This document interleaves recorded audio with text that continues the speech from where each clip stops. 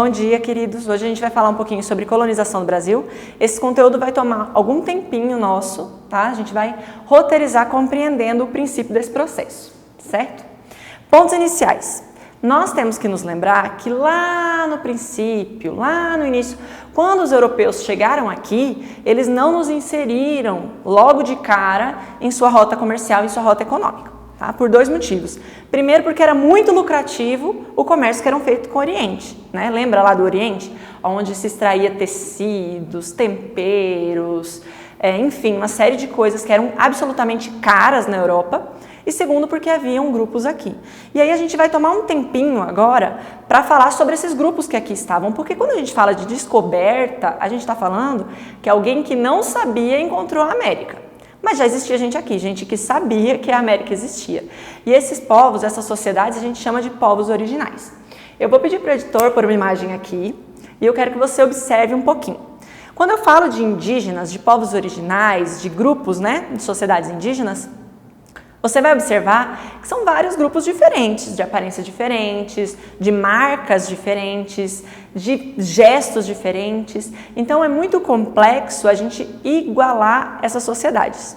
Então quando eu falo de índio, eu tenho que lembrar que índios são muito mais do que um grupo apenas, são vários grupos, certo? Tendo isso em mente agora, eu quero que você tenha uma outra coisa.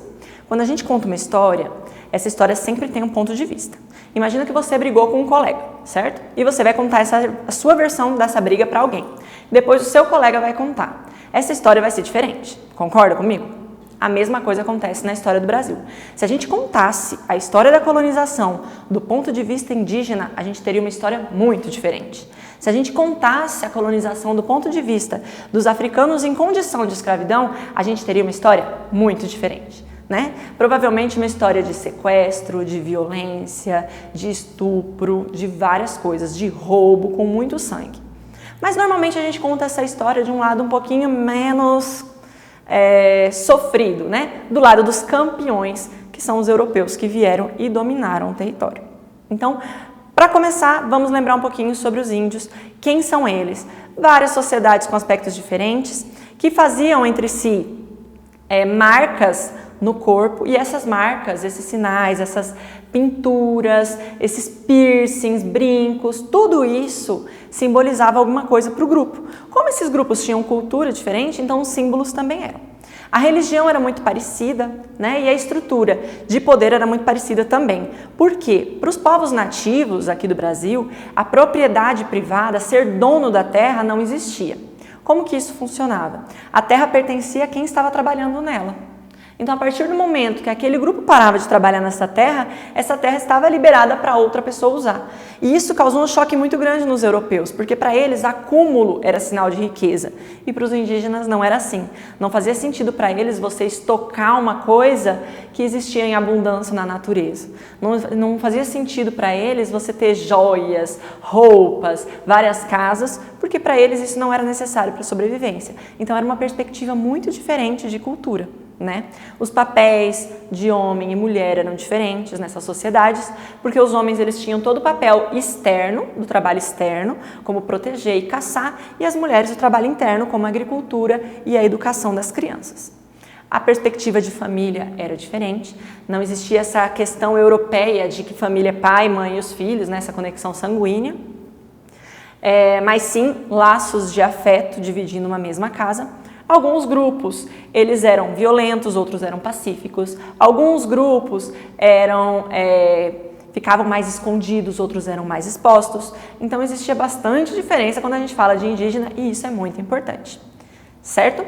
Esses povos, eles foram muito violentados, praticamente dizimados por essas invasões. Imagina você, os portugueses, né, os europeus chegaram e quando eles chegaram no litoral, eles estavam mal. Né? Eles estavam doentes, eles estavam fracos, eles estavam perdidos, mais ou menos, tá? Já vou falar sobre isso. Mas eles estavam assustados. E se os indígenas fossem povos cruéis, eles teriam matado essas pessoas que eram uma ameaça, mas não foi isso que aconteceu, né? Eles receberam, trataram, cuidaram desses portugueses e a história virou um caos. Então, os portugueses, ao chegarem aqui, e eles chegaram aqui sabendo que existia um continente diferente, afinal de contas, o Tratado de Tordesilhas já tinha sido assinado, então essa história de acidente não é bem assim, né? Mas, quando eles chegaram, eles não quiseram incluir o Brasil no seu sistema econômico, né? Então, eles vieram, as primeiras expedições foram para olhar o lugar, verificar se não tinha metais e pedras preciosas, porque isso era o must, o auge, né, o que eles queriam mesmo. E também verificar a existência de outras formas de riqueza. E eles encontraram o pau-brasil, certo? Então, olha só, eu vou pedir para o editor colocar uma imagem do pau-brasil aqui do lado. Eu quero que você perceba que a cor do caule dessa árvore é vermelha. Ela não apenas era boa para fazer móveis, mas para atingir tecidos. A cor vermelha, para se alcançar num tecido, era bem complicado, né? Era difícil, até achei que estava de vermelho, ó. Mas era uma cor difícil de se alcançar e por isso os tecidos tingidos de vermelho eles eram mais caros, né? Então, o objetivo de extrair essa madeira era basicamente esse, certo? Esse primeiro período, onde se extraía madeira e não se tinha o objetivo de conquistar a terra, de habitar a terra, é o período chamado de pré-colonial. A gente imagina que ele tem aí desde 1500 a 1530, certo? E são as primeiras relações desses portugueses com os povos nativos. Essas primeiras relações vão estabelecer uma troca comercial chamada de escambo. Palavra da rodada, escambo. O que é o escambo? O escambo é quando você troca o seu produto por outro produto, vamos dizer, né? Então, os europeus, eles entregavam coisas que eram raras, sendo raro é algo caro para os indígenas, e os indígenas faziam a mesma coisa com os produtos que eles tinham aqui. Então, os europeus, eles queriam um pau-brasil, os indígenas entregavam o pau-brasil e, em troca, eles recebiam coisas que eles até então não conheciam, como pentes, espelhos e até mesmo arma de fogo, tá bom? E essa situação de tirar o pau-brasil era extremamente exploratória, né? Era apenas para tirar mesmo, para levar para lá e não tinha preocupação nenhuma de plantar novamente, certo? Nessa época foram fundadas feitorias, que eram pontos onde os navios paravam, tanto para repouso quanto para carregar o barco para viagem. Então podia ser alimento, podia ser o pau-brasil, água e as chamadas drogas do sertão, que eram temperos, como pimenta do reino, noz moscada, coisas assim, certo? E aí, o que aconteceu? Tudo mudou. Por que tudo mudou? As relações com o Oriente estavam assim, ó. Olha essa gif que o editor vai colocar aqui. Estava assim, estava pura depressão. Porque todos os países da Europa que buscavam comércio com o Oriente tinham chegado lá. Então o produto já não era mais tão raro assim. Se ele não é mais tão raro, ele também não é mais tão caro. E essas viagens não eram tão lucrativas. Segundo grande problema, outros povos europeus começaram a olhar para o Brasil e falar, peraí, essa terra é de Portugal? E por que Portugal não está lá? Se os portugueses não estão lá, então essa terra é de ninguém, achado, não é roubada, aquela frase, né? Então começa a tentar vir para cá, vem francês, vem holandês, vem inglês, vem um monte de gente, né? E aí os portugueses ficam desesperados. Só que no meio do caminho tinha uma pedra. Que pedra era essa? Portugal não tinha grana. Portugal não tinha grana para investir na colonização. Então o que eles pensaram? A gente não tem dinheiro, vamos buscar parceria com quem tem. Olha que ideia brilhante. O que eles fizeram? Fundaram as capitanias hereditárias. Eu vou pedir para o editor colocar duas imagens aqui, porque são as duas ideias que se tem de como seriam essas capitanias hereditárias. No passado, quando eu estudei, pouco tempo atrás, era de um jeito, se imaginava que era tudo linha, né, na horizontal. Hoje já imagina-se que possa ter sido de outra maneira, linhas na horizontais e algumas na vertical, certo? Essas capitanias, elas serviram para colonizar. Olha só a malandragem do rei de Portugal. Ele foi lá e falou assim, eu estou te dando essa terra, tá? Você que é nobre, eu vou te dar essa terra e você vai ter algumas tarefinhas para fazer, tá bom? E vai colonizar a terra, a gente vai ter um acordo comercial aqui, você vai me dar algumas coisas e vai ficar por isso mesmo, pode ir. Aí vinha o nobre e falava, tá bom, então eu vou para esse novo continente aí que a gente nem conhece, como que Portugal vai me ajudar? Aí Portugal respondia, com boa sorte e muita prece, né? Basicamente, a tarefa era do nobre, se vira. Entendeu? Eu te dei essa terra, agora você se vira para cumprir com as suas obrigações. E os nobres tinham bastante obrigações, né? Vou pôr uma tabela aqui também. Tá vendo essa tabela? Tá dividindo aqui os direitos e os deveres do capitão donatário. O capitão donatário tinha como direito explorar essa terra, escravizar os índios, muitos indígenas foram escravizados, a gente vai falar de escravidão na aula da semana que vem. Eles tinham direitos de aplicar a justiça, né, serem os juízes, inclusive avaliando da maneira que eles quisessem ali o que era certo e o que era errado. Então era um negócio bem sério. Eles podiam doar sesmarias. Sesmarias eram tipo grandes fazendas, que eu vou falar já já. Tá? E eles eram autoridade administrativa, então eles basicamente representavam o rei aqui. Mas eles tinham alguns deveres, esses deveres basicamente eram financeiros.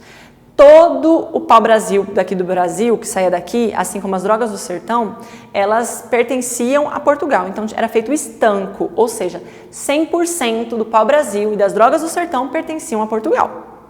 O valor que saísse era de Portugal, certo? 10% de tudo que se produzisse na terra, então o que foi plantado, colhido e comercializado, pertencia a Portugal, e 20% ou 1/5, que mais tarde, lá no 8º ano, vocês vão falar disso de novo, de todas as pedras e metais preciosos que saíssem daqui também. Outro dever do capitão donatário é que ele tinha que proteger a terra contra invasores de fora da colônia, mas também contra invasores internos, que eram os índios. Então eles deveriam controlar esses índios. Para isso eles contavam com o apoio da Igreja Católica, certo? Então o capitão donatário, quando ele recebia a terra, ele recebia um documento, tá? Uma carta de doação, e ele recebia lá a capitania hereditária, e também os forais, que eram cartas fiscais, onde estava contido todos esses impostos que eu falei para você agora, certo? E aí vem a questão das sesmarias. As sesmarias eram grandes fazendas, certo? Que foram criadas, na verdade em Portugal tinha tido sesmarias, mas era bem o contrário do que aconteceu no Brasil, porque lá as sesmarias eram terras que não estavam sendo usadas, foram distribuídas para camponeses. Aqui não.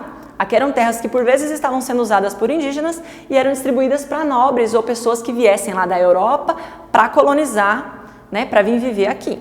Então simplesmente quem estava lá, se não fosse considerado daquele padrão aceito que é europeu, né, que não tivesse relação com os judeus, que fosse católico, então essa pessoa ela não poderia receber terras. Então indígenas, africanos, judeus, muçulmanos, essas pessoas estavam fora. Beleza? Então tá bom. E aí essas sesmarias, qual que é a relação dela? Que eu acho importante a gente destacar agora. Por conta disso, o Brasil ele tem uma herança colonial muito grande. Quando eu falo de sesmarias e de grandes fazendas, para você não deve ser chocante. Por quê? Porque no Brasil é assim. A gente tem pessoas que não têm nenhum lote para construir a casa, sendo que tem muita terra vaga, e pessoas que têm quilômetros de propriedade de terra. Você concorda comigo? Isso é uma herança colonial. São poucos os países que ainda têm isso, mas nós temos. E vem daí. Tem muitas heranças que a gente tem da colônia. Indígenas praticamente dizimados e escondidos no interior do Brasil. Você acha poucos grupos indígenas no litoral. Tem um motivo para isso. Né? Esse comportamento de aversão e racismo contra os povos negros, né, pretos, é uma herança colonial. E também a questão da terra como uma propriedade latifundiária nas mãos de poucos, também é uma herança colonial. Então a gente tem aí várias sequelas desse período, certo? E aí eu te pergunto, o sistema de capitanias hereditárias deu certo? Ó o seu Madruga aqui. Não, não deu certo. Sabe por que não deu certo? Um monte de coisa, né? Mas vamos listar algumas. A dificuldade para chegar até aqui, né? Portugal era longe, então para chegar até o Brasil era um caminho longo, era caro, era perigoso, porque alguns grupos indígenas não eram pacíficos, alguns praticavam até antropofagia, o que apavorava os europeus.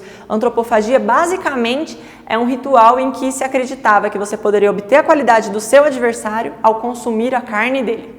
Olha que louco. Então isso deixou os europeus com o cabelo em pé, né? Mais do que o meu deve estar. Além disso, além de toda essa dificuldade e a falta de apoio financeiro, a dificuldade de comunicação, tanto com o rei quanto com outros senhores que estivessem aqui, né, outros capitães donatários. Então, tudo isso cria uma situação complicada. A gente vai ter duas faixas grandes, né, como a de Pernambuco, que pega um pedaço do atual Pernambuco e atual Bahia, e a de São Vicente, que pega um pedaço do atual São Paulo, né, que deram certo. Inclusive, o o dono, né, do capitão donatário de Pernambuco, ele não vai aceitar devolver, Portugal vai decidir, não, então, já que não deu, recolhe, me devolve aqui e vamos fazer outra coisa, vamos fundar os governos gerais, certo? Então, olha só, a gente falou aqui do período pré-colonial e da formação do período colonial, e na próxima aula, na semana que vem, a gente vai falar sobre governos gerais, escravidão africana, e aí na outra sobre a sociedade açucareira. Então a gente se vê na semana que vem. Eu espero que não tenha sido tão maçante, tão chato ficar me assistindo aí. E até breve.